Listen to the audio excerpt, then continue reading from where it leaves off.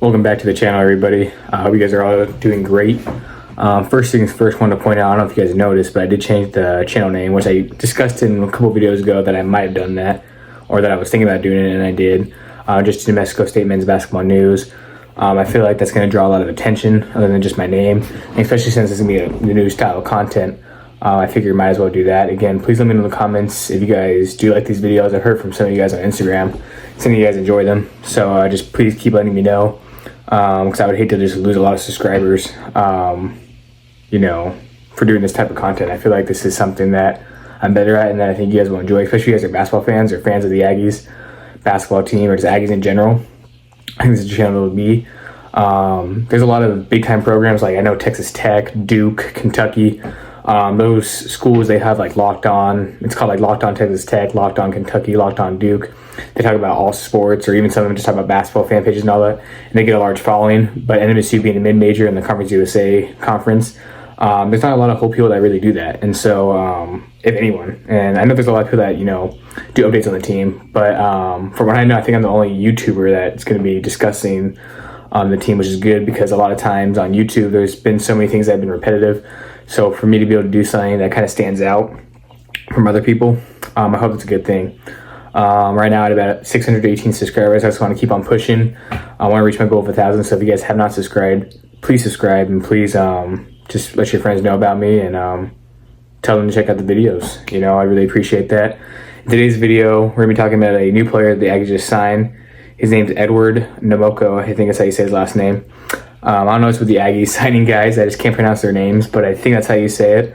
I was watching some highlight videos, and that's how the announcer pronounced it, which isn't always correct, though. Sometimes the announcers make mistakes and don't pronounce them right, which is fine, because that's, it happens here and there. I mean, you want to get their names right, obviously, because some people look at it as disrespectful if you don't get their names right, but it's an honest mistake for most people, an honest mistake for me if I ever make those mistakes. But Edwards, seems like a solid player. He's about 6'10". He's a 6'10" forward, plays the center position as well. There's a lot of great things in the paint. From the highlights I was watching from him at Georgia State, he had really good footwork. He was a really great high school player. Seemed really solid, and he actually shot 79% from the free throw line, which for a center is really good, or from a big guy. He plays forward and center. He's 6'10". There's not a whole lot of 6'10" guys, especially in college, that can shoot the free throw as well as that. He didn't play a whole bunch of minutes at Georgia State, but I mean, he was in the rotation for the most part, played about 15, 16 minutes a game. Gave the team great effort, high energy, worked his butt off all the time. He averaged about 3 points and nearly 4.5 rebounds a game in about 15 minutes, so not too bad. He's a player that I think most Aggie fans and Coach Hooten and just fans want to see him. I wouldn't say replace Casey and Jonathan, but those are, centers that got the most playing time. So he's a guy that can come in and I think fill that hole that we've been needing, because at the start of the offseason, we were signing a whole lot of guards, which is great, but we needed some more centers and more taller guys, more posts, and we have him. We have Emmanuel, who we signed yesterday, and then we have Chris, who's returning from last year after only playing one game due to an injury. So having those 3 guys back, those 3 guys are going to be, probably have more of an opportunity than they've ever been given. They've never really showed out like crazy at other schools. I know Emmanuel had I think a couple of seasons ago, he averaged 7 and 6 in about 14 minutes. So he's done some solid things, but we're going to need these guys to step up. I'm not expecting them to be like a Casey type of player, but I don't really think we're going to need a guy like, Casey on this team. Not saying we don't need a guy like him, but we relied on Casey a lot this year. He was our leader, one of our best players. We also got a lot of great guards that we can rely on, like Deontay, Christian, Jaden. The list goes on. Jacoby, Gabe. I could keep naming them if you want me to. We have a lot of great guards, and I'm excited to see how they do. A lot of young guys, a lot of guys that are going to be in their last years, or last year in general. I think if Manuel, he's a grad student or a grad transfer, so he'll be here for 1 year, kind of like Casey and Jonathan. But I mean, Coach Hooten seems to know what he's doing with getting these big guys, and I think Casey, I don't know if he said in an interview, but I believe that Coach Hooten was one of his favorite coaches because of how he came to NMSU with Coach Hooten, despite it being a rebuild year, and having that trust in him. So maybe, I think we have about 11 or 12 guys right now on the team. We need 13. From what I know, from what I've heard in the past, you always need at least 13 signed players, 13 players on scholarship. Plus, there always going to be walk-ons here and there, but we don't really have walk-ons like that. So we'll just see how they do for this upcoming season. Another great thing about Edward is that he's a really good shot blocker, which makes sense because he's 6'10", a little bit taller than Jonathan. Jonathan was our leading shot blocker this year. Casey got some blocks in there too, but his job was the more rebound scorer. Jonathan was to get rebounds and not really score as much, but get a lot of really good blocks. That's how I think Edward can be. I think Edward's he'll be a similar player to Jonathan, kind of like Emmanuel. I think those guys are both going to be slightly better, or at least I hope. Because again, Jonathan was good for us, but we know the help we can get if we could get a little bit more scoring out of those guys, slightly, not anything too crazy. I'm not expecting those guys to average like double digits in scoring. I'm sure they'll have games in here and there where they do, or get double doubles. But I'm expecting them just to come in, work hard, rebound, and block shots, and work hard and all the time. I think the biggest thing with Jonathan as well on this past year's team, we really needed him. He was a big part of our team. Really cool guy. But I think one thing that frustrated like fans here and there, and frustrated Coach Huden, I know, because he said it in some interviews, is that his effort wasn't always there. And I was talking to Keelan one time, and he was telling me that like sometimes Jonathan would look really great at practice and look like he could take Casey's spot, and then there were sometimes he made Casey look like an all-star. So all we need is these guys, is Chris, Emmanuel, and Edward, these three posts that we have so far, is to come in and work every day and fight for the position. Those three guys, I think they're all going to be getting big minutes this year, playing forward, center, or maybe, not sure who's going to start.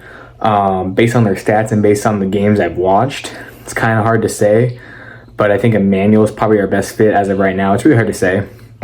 I could be way off. I'm just going based off the numbers and the videos I've seen, because I've never seen the guys play in person. I don't know how they're going to fit in the team or the system or the program or anything like that. But if I had to assume, that's what I would say. But don't take it from me, because again, I don't make the decisions and I don't know everything. I'm just going based on the knowledge I do have. But I do know that those three guys will all be big parts of the rotation, at least at the start of the season. And Chris has some good experience already being here for a year, so maybe he'll get some more PT, even though he was only able to play in one game due to injury. Another thing is that none of these guys have really had big time starting experience. Like I think Edward came out the bench last season, as well as Emmanuel, and then Chris, he's never really been a big time starter, I don't think, in any college system. So it'll be interesting to see how those guys develop. And I think they'll do fine. I think Coach Huden will train those guys just fine and get them to do great things. And just really excited to see what they do. Another thing is that he shot about 49% of the field. I'm just going to call him his first name because I don't want to keep saying Nnamoko, or if I'm saying it wrong, But he shot well from the field. Most of the scoring, again, came in the paint, kind of like Emmanuel, kind of like Chris as well. But that's what we're going to need those guys to do, is just dominate the paint. I think they have all off-season to work on that. I know Chris is still rehabbing, so hopefully he's healthy by the time season starts, or by the time school starts, and maybe he's already healthy. I'm not too sure. I just know that earlier this month when I was leaving school, he was still, you can still tell he was a little hurt. So hopefully he can just, push through it. Another thing that's hard with these big men, as you guys know, a lot of those guys get hurt easily, just because their bodies are so huge and all that, and playing basketball at 100%. It can always lead to a lot of injuries. That's why guys like Victor Wembanyama, people are scared about him. One, the dude's really skinny, and then he's like 7'4", so those taller guys have a harder time with that. We don't have a guy who's 7'4", but we do have some guys that are nearly 7 foot, 6'10". Chris is only about 6'7", but he's going to be still playing forward for us. That's going to be his position. He probably won't play center because he's only 6'7", but it's college basketball, so sometimes in college basketball, we've seen the NBA, Draymond was like, what, 6'5", 6'7", and he played center a couple times. I even had a funny story. I actually had to play center in high school one game, and at the time I was like 5'10", 5'11", I'm about 6 foot now, but my team was small, so I had to play center for a little bit. This video isn't about me, obviously, but I'm just talking about how sometimes height doesn't always matter. It's not always the difference, Sorry if I'm talking too fast sometimes. I'm trying to get better at that, speaking slowly, and I know I will. It's definitely improved and got better, but I still do talk really fast sometimes. So hopefully you guys understand me. If you guys don't, that's on me, and I will do my best to slow things down. We are about 9 minutes. I would like to stretch this video out to 10 minutes. But this video, I should have mentioned at the beginning, going to be a little bit of a shorter video because I just want to discuss the new players that we got, or new player what we got from Georgia State. I just can't wait for the season to start. It is May 31st today. Tomorrow will be June 1st. Not sure when this video will be uploaded. Hopefully we can get this up tomorrow, June 1st. Which means about 5 months until the season starts. Opening day is November 4th. Not sure who we're going to face, but we'll see. I'm excited for it. I'm kind of hoping that we do play against a lower level school that first game at home. I hope we play against like a Division 2, Division 3 opponent, so we can try to start the season off with a win, and build the guys' confidence up, later going on, because last season, playing against Kentucky, the first game of a rebuild, obviously it wasn't the best scenario to be in, but took the call, played hard, did our best, just didn't work our way. Obviously, didn't go our way. But it is what it is, and you move on. Really excited to see how this upcoming season goes, and I'll keep you guys notified on any new players we get. I think the next episode I make, I'm not too sure what it'll be about. Maybe it'll be about some new coaches or some coaches that have found a new home somewhere else coaching or doing different things like that, or player development coach and all that, and get that all situated. Not sure when those videos will go out, but the more I hear, the more you guys hear, expect a video from me. Again, if you guys have not, please go check out my Instagram and Twitter accounts for the basketball team. And I really appreciate that. And I have nothing else to say, so thank you guys so much for watching, and I'm out.